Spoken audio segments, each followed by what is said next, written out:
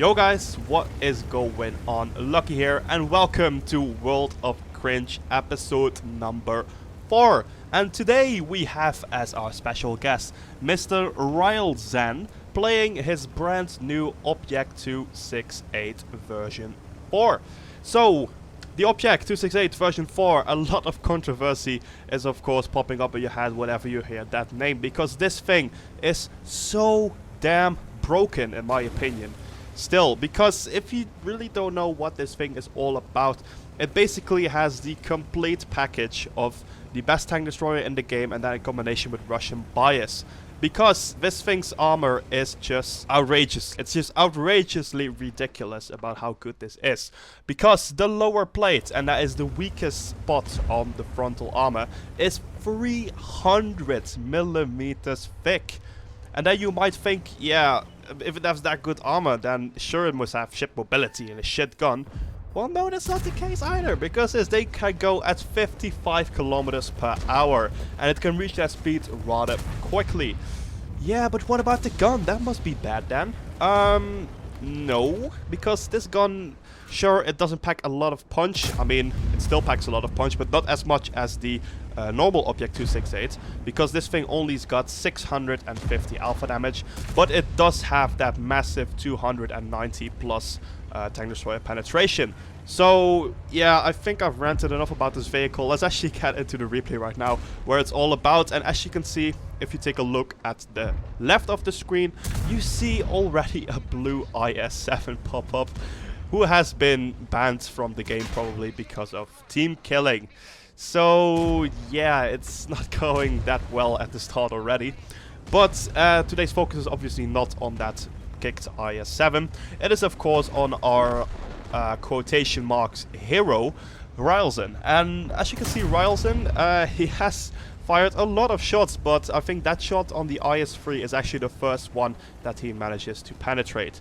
So right off the bat, what we know about Mr. Rylzen, he isn't that good in aiming his shots. So let's see if he can land the hit number 2 right here. He aims for the T-30 and oh yes, there we go, hit number 2. GG Mr. Rylzen. But enough about its aiming. So as you can see right here, you can just see how ridiculously strong the armor of the Object 268 version 4 is. Because literally these enemies, they can do whatever they want, but they're simply just not going to pen him.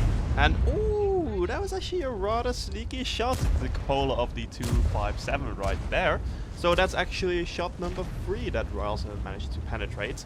But still, his shot efficiency isn't that great because he just missed so many shots at the beginning. And you guys probably might know the drill of people who ended up being alive at last and who wasted a lot of their shots at the beginning.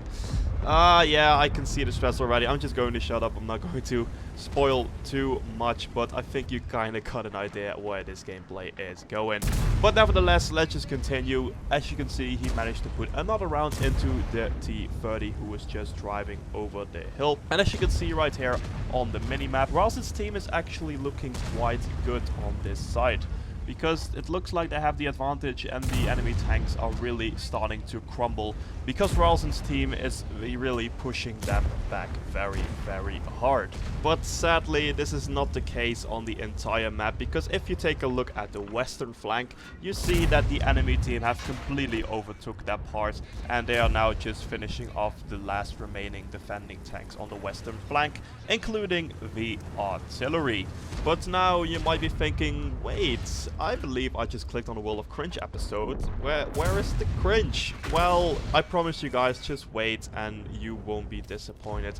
But just as a little warm-up, and not really a cringe, but it's just like while you do this, look at the camouflage that Rylzen is running. It is so hideous in my opinion. Like, fair enough, you want to show off that you've done a great job during the Christmas events and stuff like that. But I don't know, I think those special camos just kind of ruin the classic World War II looks of the game. But anyways, what do you guys think about the Christmas camos? Please leave it in the comment section down below. But now actually enough about the camos. Let's actually continue on further on commentating and the game. As you can see, what is better than one Object 268 version 4. That's right, that's 2 Object 268 version 4s fighting each other. And by surprise, it's actually not going that bad, because they're actually penetrating each other. I mean, you don't see that often. But Ralston managed to come up top, and he finishes off the other Object 268 version 4, which leaves him alone against the E100 on this flank, which is full HP. Well, not anymore, but you get the point. Anyways, let's see how Ralston is going to pull it off on a 1v1 against the E100. But actually, luckily for Ralston, the E100 is actually using the mouse gun, which means that the E100's got substantially less alpha damage. And ooh, in the meantime, he actually sneaks a very sneaky shot into that ISM, and actually the Yak Tiger shoots him as well and sets him on fire. And by the way, that Yak Tiger is gonna be very essential for Ralston later on in the game, but you'll see that for yourself. And another great shot into the Revolorice, but unfortunately the Revolorice provided a great distraction for the enemy E100 to push around the corner and to put a shot into Ralston's side, reducing Ralston to a one-shot. But Ralston obviously doesn't leave that unpunished, so he smacks a juicy, high-penetrating heat round straight to the front of the E100's turret.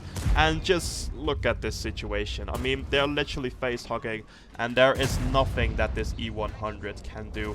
Literally, the only way the E100 can actually pan Ralston is if he starts to flank him.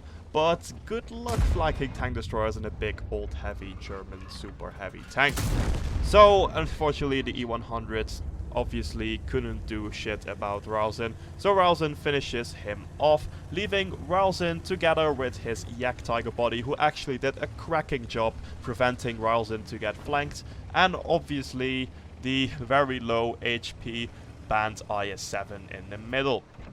But as you can see in the chat, the Yak Tiger is actually calling for some help, because he seems to be struggling, but even though he is struggling, he does manage to take out the enemy AMX 5100. But then again, sadly for the Yak Tiger, the artillery kills him, leaving Ralston alone against 2 enemy vehicles. Oh well, actually alone. Well, pretty much alone, because the IS-7 is banned. And as you can see, the Moiskin is still on full HP. And oh, Ralston, what are you doing? You really need to make your shots count, because if you take a look at the bottom, he only has 3 heat rounds and 5 HE rounds left. And he still needs to kill a full HP Moiskin and an artillery. How is he going to pull this off? Well, stay tuned if you want to know the answer to that. But actually, let's see what Ralston is going to do right now. So actually, Ralston makes a very great decision right now. Actually, the first great decision he has ever made this game. He is going to go after the artillery, because it is indeed very tricky to fight a full HP Moiskin when an artillery is just raining death upon you constantly. And considering the low hit points of Ralston, it is actually a very good job to take out that American artillery first, because the Moiskin is pretty much no way faster than Ralston, so the Moiskin should have no way of catching Ralston off guard and putting maybe some shots into his side. So Ralston almost arrived at the enemy cap circle, but where is that cheeky American piggy? He must have started running away once he saw Ralston storming towards him when he was last spotted. And actually, the M4043 is not one of the slowest artilleries either, so he might have come a far way. But let's see if Ralston is actually fast enough to catch that running cheeky little piggy. So we're about to see it right here. This is probably the final ridge, so he is going to peek over it any seconds. Ooh, is he there? Oh yes, there he is. Come on, Ralston, finish him off. Amazing job. He puts an HE round into the artillery, obviously one-shotting him, which leaves Ralston alone against a full HP Moiskin. But is he going to be able to kill that Moiskin? Because if you take a look at its ammo, he's got 3 heat rounds left and 4 HE rounds. Well, those 3 heat rounds, if he rolls average, is going to result in about 1,850 damage. But the Moiskin has got 2,000 plus hit points, so he does really need to make every shot count right here, and he does need to aim the HE shells at soft spots on the Moiskin in order to fully drain its hit points. So he obviously knows where the Moiskin is because the cap siren has gone off, which can only mean one thing, that the Moiskin is trying to cap Rylson's base. So Rylson hesitates no moment and he drives straight at him. So let's see if he can spot this big lumbering German beast. And oh, there he is. The Moiskin is actually playing it very smart right now because he is rushing towards the safe spot. And Rylson actually starts firing HE rounds at him, which is actually not that big of a problem because obviously you do need all the rounds. But he rolled for 206. And how much is the next one going to roll?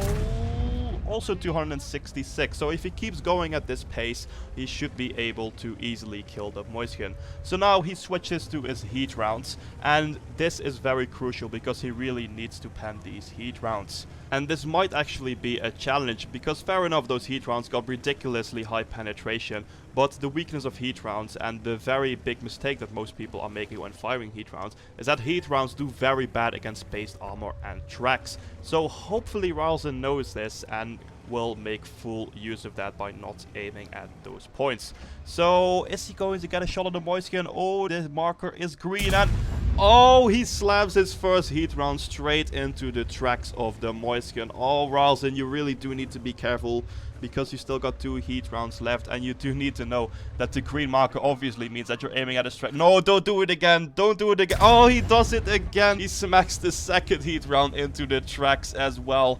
Oh, he's making it himself so hard right now to win this game because now he only has 1 heat round left and 2 HE rounds. And the Moiskin has about 1,800 hit points left, which means that he really needs to penetrate those HE rounds in order to kill the Moiskin. Oh, well, let's see if he can manage to penetrate the 3rd heat round though. He's got a better angle at him right now. He aims at the upper plate, which is no problem. And he sets him on fire as well, but oh, sadly for Rylson, the Moiskin has got an automatic fire extinguisher, so the extra damage is very minimal. So now he's down to his final 2 HE rounds, and what he's actually doing, he's aiming for the engine deck, which is not a bad idea, but it's such a tiny shot. What he should have done, he should have aimed under the mouse, so he could splash up and into the very weak belly of the mouse, that way maximizing the HE damage. At least that's what I would have done, because that's basically how those high caliber HE rounds work. It's basically the thinner the armor it splashes on, the more damage it does. So therefore, in my opinion, it's actually way safer to aim underneath the mouse than actually going for that very, very tiny little split of engine deck armor where Rylson went for. But nevertheless, enough about the HE mechanics, because Rylson has got way worse problems to worry about right now. Because how the heck is he going to kill that Moiskin with only HE rounds? And as you can see, if the ammo pressure already wasn't enough, also the battle timer starts to kick in with only 2 minutes left. And actually he's getting a tip from the WZ to ram the Moiskin at full speed while shooting the last HE round into him, because believe it or not, that IS-7 might actually be very useful after all. Because if he rams the Moiskin full speed, obviously he's going to die because he's got 200 hit points left.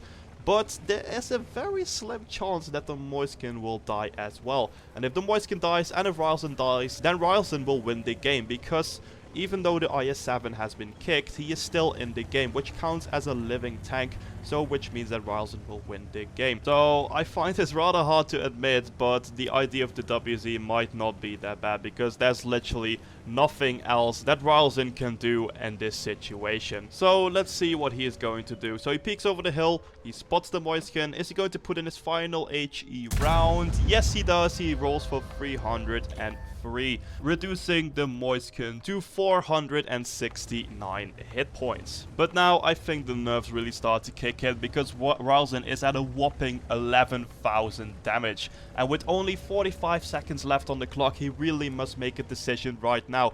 Is he gonna go for it? Oh, he's hesitating, he's peeking over the hill and back. But Rylson, you really gotta go for it right now. You only have 34 seconds left. So he decides, screw it, I want to give it a shot. He storms full speed at the Moiskin. The Moiskin still manages to track him while Rylson was catching speed. So there we go, Rylson is catching speed, 50 51 an hour top speed. He's gonna go for it, and is it going to be enough? No, unfortunately, the Moiskin stays alive because it was simply too heavy to do enough damage. And oh, what a disaster for Ralston. 12k damage and a draw. What a heartbreak this is. So guys, I hope you enjoyed this game somehow. I hope you still got some brain cells left, because pretty much Ralston made it himself so difficult. The only thing he needed to do was carefully aim those 3 heat rounds, and even just aim it at the upper plate or the front of the turret, it would have easily gone in because of the very high penetration. But no, instead he donks his 2 heat shells into the tracks of the Moiskin, making it himself very hard to win, and unfortunately this costed himself the game. So what a cracker of a World of Cringe episode this was, guys, again. So yet again, guys, I want to thank you guys so much for watching. Hopefully the cringe didn't got you too much and you still got some brain cells left. Anyways, I'm going to leave you now with the post-game stats. And as always, guys, have an awesome day, and I'll catch you guys later.